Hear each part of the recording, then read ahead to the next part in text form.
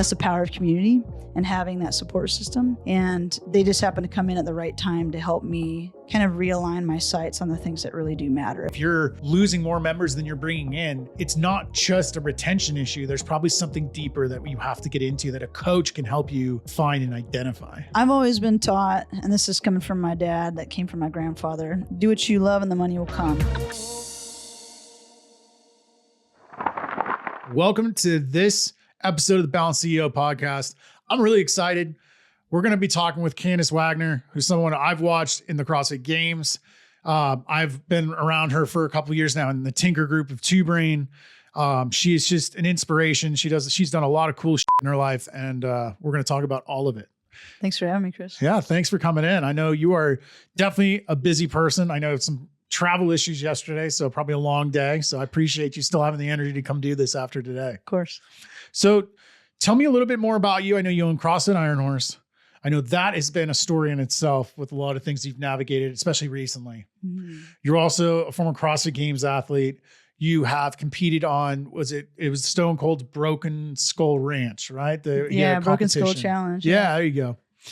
So you've just kind of done a lot with your fitness. You were in the Marines, correct? For a handful of years? 5 years. 5 years. So, I mean, you've been around the block in so many different ways and utilized your physical fitness and your overall physical capabilities for a long time. But what I really want to ask first and foremost is CrossFit Iron Horse. How did that come about? Like, when did you realize CrossFit, the game? Was it the games? Which came first, the chicken or the egg? The games or the gym? The CrossFit Games came first, and partially because I had gotten out of the military and learned about CrossFit, and that CrossFit Games kind of came up first, like, oh, this is like a sport. And I don't think it was like termed that then, but like it was something that everybody's trying to get to. And I ended up getting out of the military and like really diving headfirst into it, joining an affiliate, and discovered coaching in CrossFit too. And so from there, I became a coach with CrossFit Iron Horse. There was already 3 partners that had already established it. And I came on and eventually got co-ownership and then full ownership in 2019. So right on. Games first, and then it kind of evolved. So what year did you get into CrossFit? Was it like still during the, like Matt Albrizio said, the played against sports days of a pull-up bar, a box, and a barbell was all you needed? Was it kind of that far back, or was it a little bit more refined at that point? 2008. So I don't think it was that far back. We weren't very refined yet. Yeah. 2008. And actually, I went to a gym and the trainer, like basically put me through quote unquote a CrossFit workout. It wasn't. It was a very bad version of CrossFit, really long and grueling, but it had like sleds and burpees. And so he termed it CrossFit. But that's where he planted that seed. And I was like, what is CrossFit? And so I went home, geeked out on YouTube and whatever they had back then. And I saw the Nasty Girls and a video of Eva T doing the workout Nate, which is like, if anybody doesn't know, it's 20-minute AMRAP, 2 muscle ups, 4 handstand push-ups, and then 8 heavy kettlebell swings. And I was like, dude, I want to do that. Whatever that is, that looks really cool, you know? And so it just kind of like birthed from there, and it just went up and up. So you've always kind of been just attracted to the challenge. I feel like that's kind of a great way to surmise, like the way you look at things is like the more challenging, the more you're interested in digging in. I mean, obviously if it's something you enjoy too, like I think physical fitness was something that you always kind of was how long has it been a part of? Did you do stuff in high school or school? Was like this just something that was just kind of slowly evolving as you went along? Yeah. I mean, I was really big into soccer when I was younger, and then senior year when it mattered the most, fell out of love with it, and kind of end up with the wrong crowd, like a lot of us do when we're growing up and we're young. But had always been an active and very athletic kiddo growing up, and kind of like fell off the wagon to the point where I joined the Marine Corps because I was like, hey, I got to get my shit together. And actually got an eating disorder out of boot camp. And so after that was getting into fitness, but more so to combat the disorder more than anything else. And so when I found CrossFit, that was the thing that, in my opinion, cured me, because I had seen professionals. I couldn't get control of this disorder. But when I found CrossFit, it took a couple weeks, maybe a couple months, where I was like, oh, like I'm not obsessing about food and my body anymore. It's like how do I fuel for performance and how do I get to the CrossFit Games? So like really like shifted everything for me, and big believer ever since. That's amazing. You like, for people that don't understand, because I think people still look at the CrossFit Games like it's like this just super achievable if you're somewhat fit and put a couple hours of time in. This is a grueling, heavily involved training regimen that you have to go through. Mm-hmm. How were you able to balance that with like, did you have any type of semblance of a life outside of training, or was this kind of like eat, sleep, breathe, professional CrossFit training? Well, I competed for about 8 years. So in the very beginning, like me and my coaches didn't know what the hell we were doing. Right. So it was a lot more balanced. But as I matured and as the sport grew and as we learned more about how do you actually prepare for this thing, I did up getting a professional coach. And when that happened, it was like a full-time job. So like, training in the morning, midday, evening, even on rest days, that was the schedule. And of course you're trying to fuel and feed yourself for all this, and going out with friends for drinks and all that wasn't reality for me. It was like, I need to get to bed so I recover properly. So, towards the end, when it was more professionalized for me, much like you see people today, like it was all in. There was nothing else that really mattered at the time. That's amazing. Were you competing and a co-owner in the gym, or did that kind of like come separate? No, I was a co-owner. And I will say, like, a lot of people that get into the gym industry, like, it was more like, I want to do this because I want to be more fit and I want to be in a gym all the time, right?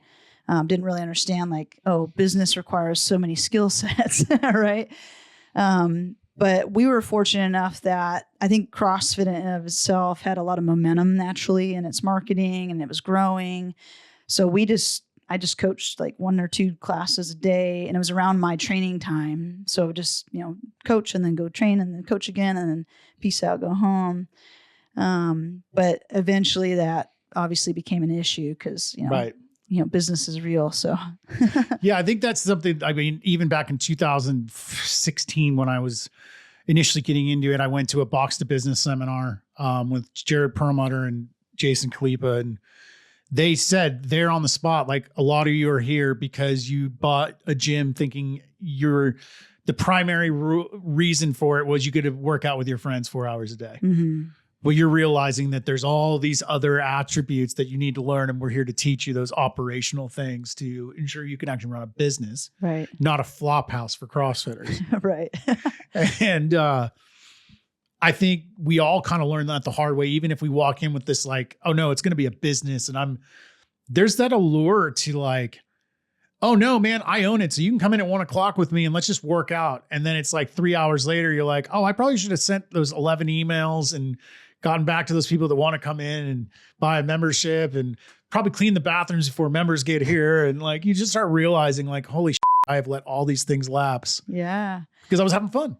Well, and for us, that caught up. Like, I was an athlete first, and the gym came second. As much as I loved the community and all that, and loved coaching, like, my number one focus was like, how do I become the best athlete that I could possibly be? And so, everything else was kind of an afterthought. And, looking back now, I'm like, well, I say that out loud. It sounds bad, but, I think any athlete or someone that has a really, really strong passion or vision, like, can relate to that. And it shifted in time, right? And then it flip-flopped. And it was like, now I'm happy to work out 3 times a week in my CrossFit classes at the gym, or my team runs it.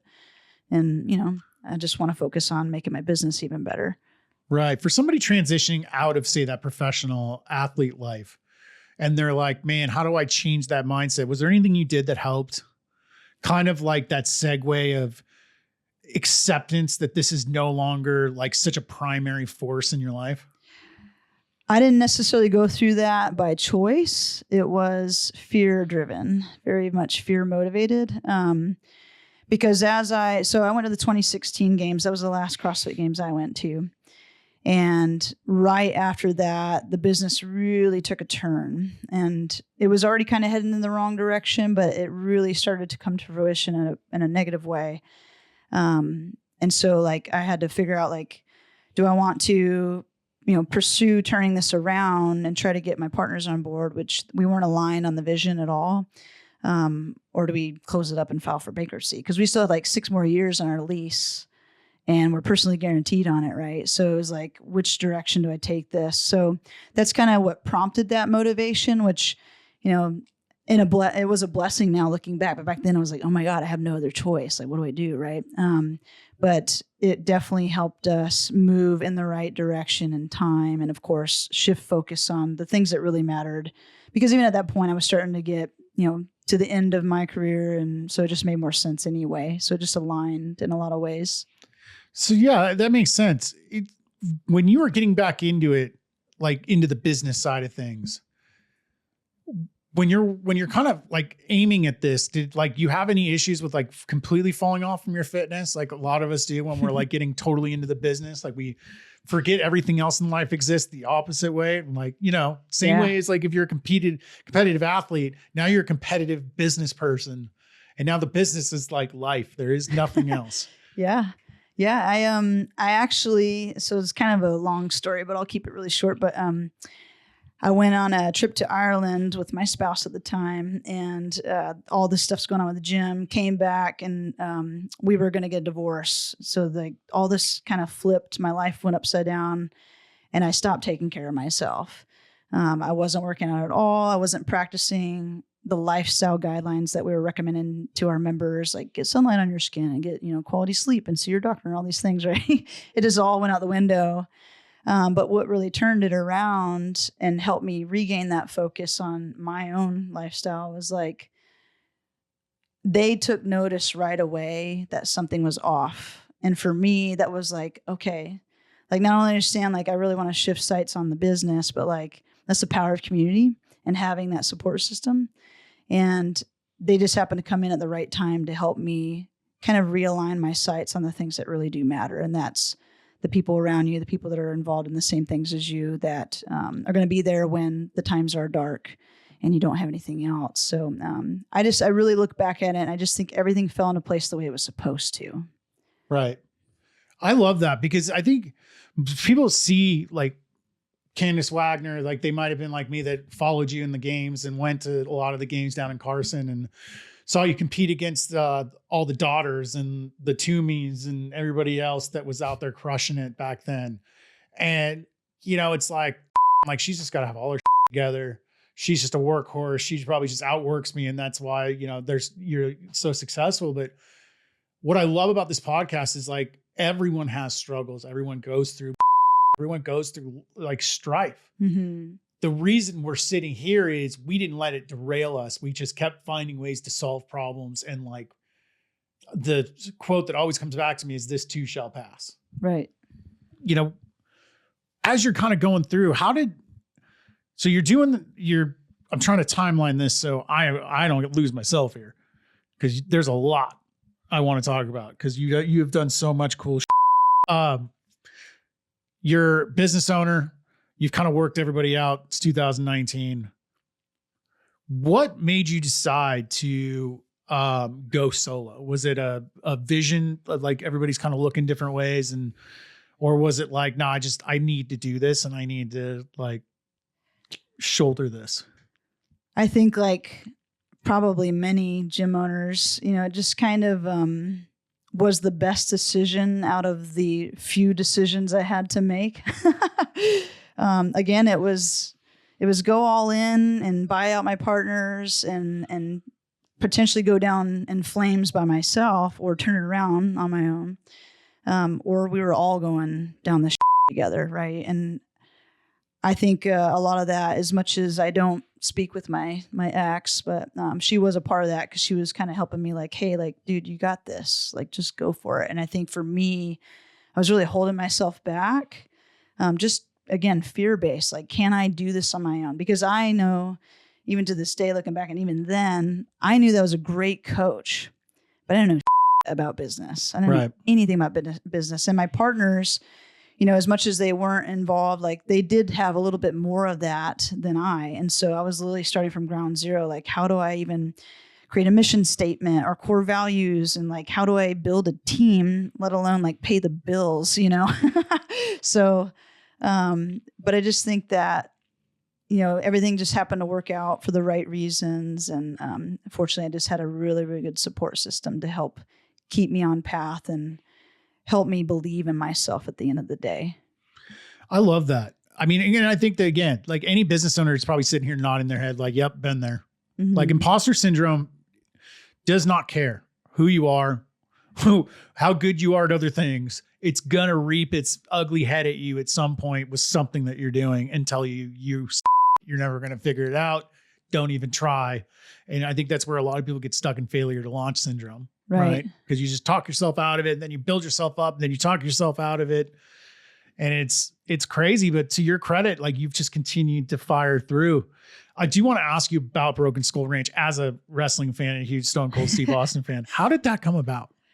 All right. So, I was fortunate enough to do Grid, which is, I would term it like CrossFit on steroids. They were trying to make a sport out of this thing. It was kind of different. Yeah. And I was really hoping it would work. But even though it didn't, I got the incredible opportunity to meet some really amazing people that were on my team. One of them was, and probably some CrossFit listeners will know this name, but Sam Dancer. Oh, yeah. And Sam, him and his wife were actually on the show, Jen Dancer. And when they were on there, I guess they had a conversation with the producers, like, do you know of anybody that might be a great candidate for this? And they threw my name in the bucket. And so I ended up getting this weird Facebook message one time from one of the producers. I thought it was spam. I was like, whatever. I would have thought the same thing. But I did, look into it a little bit more. And then we went through this pretty extensive interview process. I remember at one point, like having to like stand in my living room with a bra on, like a sports bra, like trying to like showcase why I should be selected or whatever. And just gradually went up the chain in the interview process. And then they flew us out to LA. And even then we had to do like a medical screening. But after the medical screening, and it was clear, and they're like, okay, you're one of the ones. And I was like, hey, let's go. So, and you won, correct? Like I did you won your first season. Yep, won on the first season. I think I got beat after the 6th episode from a gal named Cassie, who's a professional obstacle course racer in Badass. And then they had an all-star episode, and went and won that one. Dang. Yeah, I'll take that one. Yeah. Oh, yeah. I remember, I forget his last name, Tommy. He was in the CrossFit world for a long time. He won for like an extended period against the men. Yeah. And that was like when I first started watching, I was like, damn, CrossFit's representing out here. Like they're kind of crushing, they're kind of steamrolling everyone that is doing this. Yeah. And it took like a ninja parkour, like expert to kind of take the CrossFitters down. But it's like, I just remember thinking, man, CrossFit really is that translatable in terms of just capability. For sure. Like Glassman wasn't when he said will translate to anything physical fitness wise. Well, and we see that with High Rocks now, right? Yep. Oh yeah. No hate on High Rocks, but like, yeah, it's CrossFit Light. It's what CrossFit Light should have been when we were running boot camps back in the late 2010s. Yeah, for sure. Tell me a little bit more about how like life goes now. So like the goal of this is obviously to find avatars, right? And so there's someone out there, probably dozens of women who are looking at you and going, damn, like she's proving all this shit I've said about myself is wrong.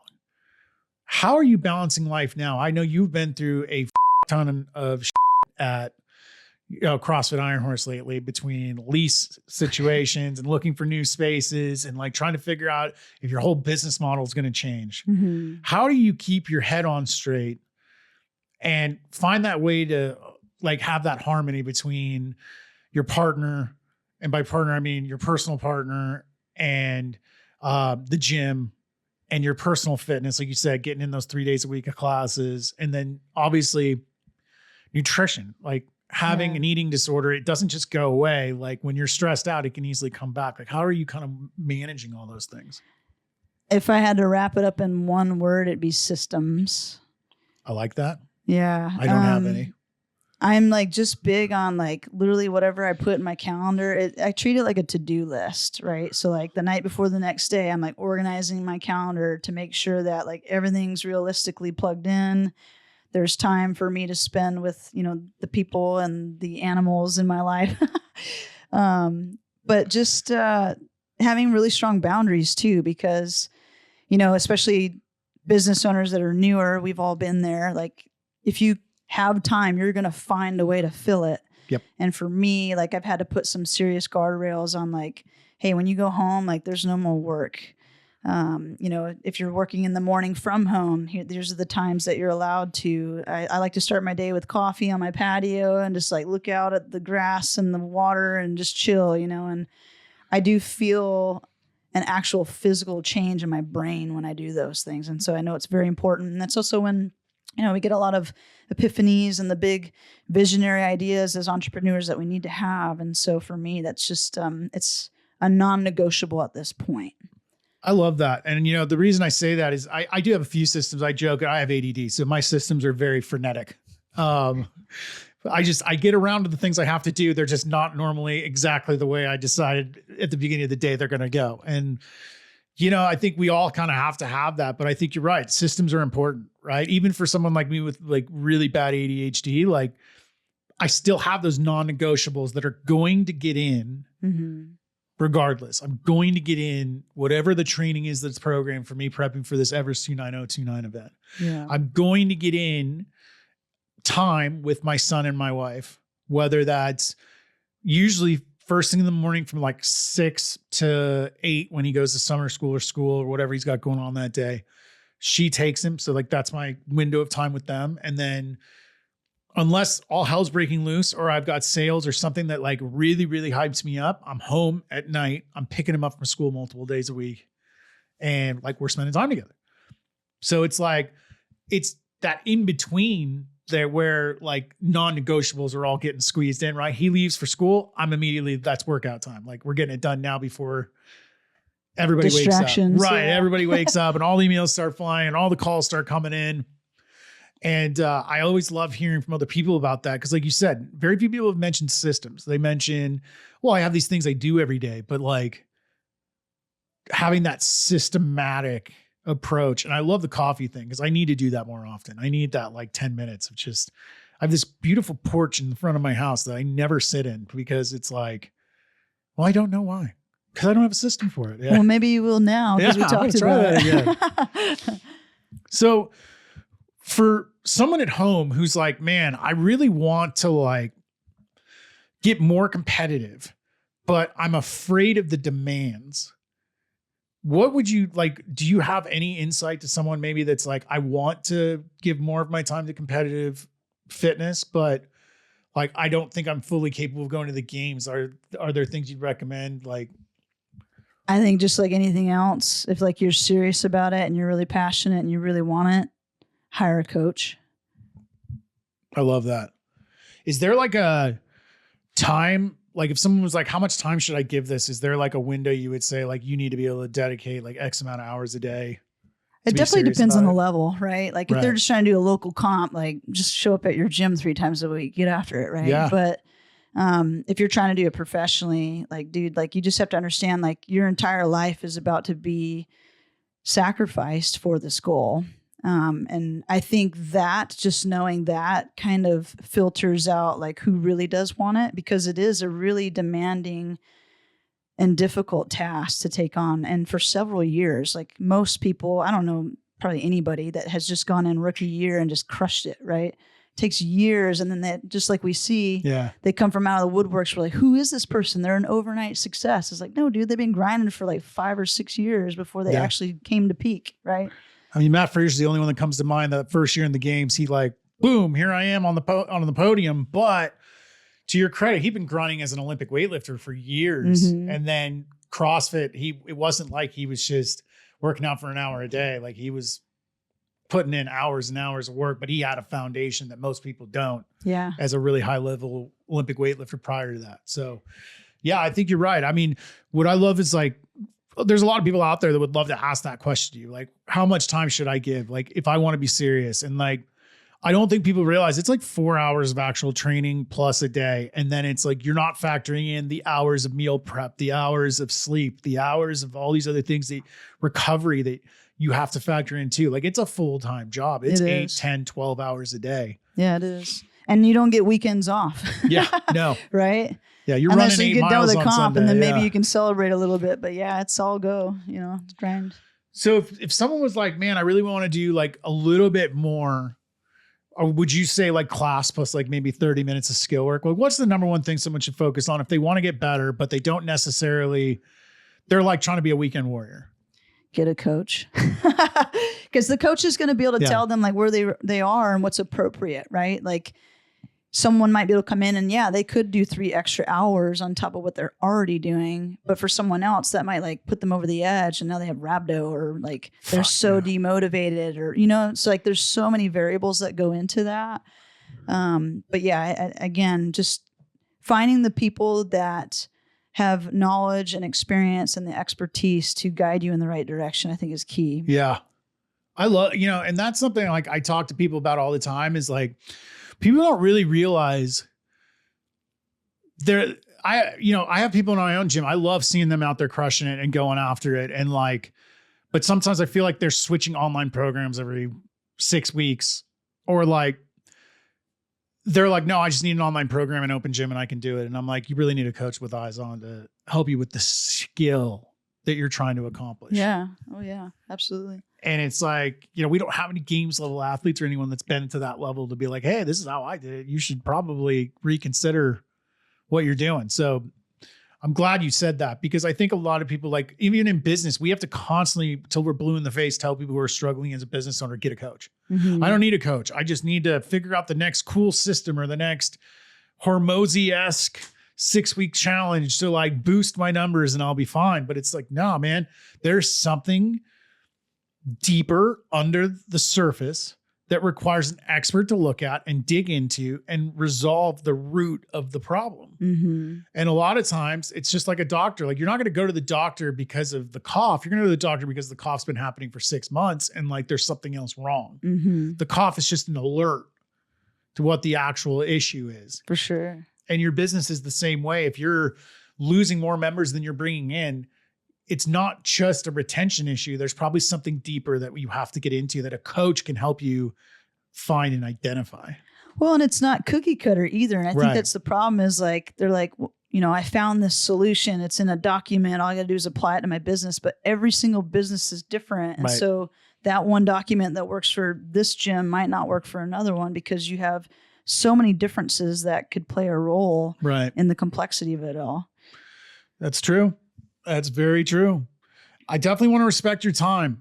Is there anything you would tell people like maybe that want to know, like any words of advice or anything you'd want people, aspiring CrossFitters or CrossFit gym owners to know that maybe is some sage advice? I've always been taught, and this is coming from my dad that came from my grandfather, and it doesn't really pertain to money, but do what you love and the money will come. Like if you do what you love, your life will feel more fulfilling. You'll have a lot more clarity and direction because I think a lot of people go through life without that. They're just kind of like shooting from the hip, trying to figure things out. But if you know exactly what you want out of it, it's so much easier to make decisions and also to say no to the things that don't align.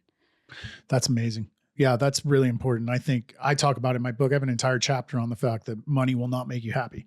If you're unhappy, more money's not going to solve it. But if you're happy, money can amplify that to the umpteenth degree. 100%. So if they want to find you, if someone's in the Fort Worth area or wants to find you or pick your brain on gym ownership or how you got into tubering or simply coaching, right? CrossFit specific, where can they find you? Yeah, CrossFit Iron Horse. You go to CrossFitIronHorse.com. And I think my Instagram handle is Candice Wagner. There might be an L in the middle of that, but anyway. I think you're right. I've changed it a couple times over the years. But yeah, you can find me on Instagram. You can find our gym on Instagram. And you can always pull me aside if we're ever in person and there's an opportunity or encounter that arises. I can speak to that. I pulled her aside a few times. She's always been happy to help me. So take advantage of that. She's a wealth of knowledge. Super awesome to have you on finally. I've been wanting to get you on for a while. So yeah, thanks for having me, Chris. I appreciate your time. And as always, keep digging in.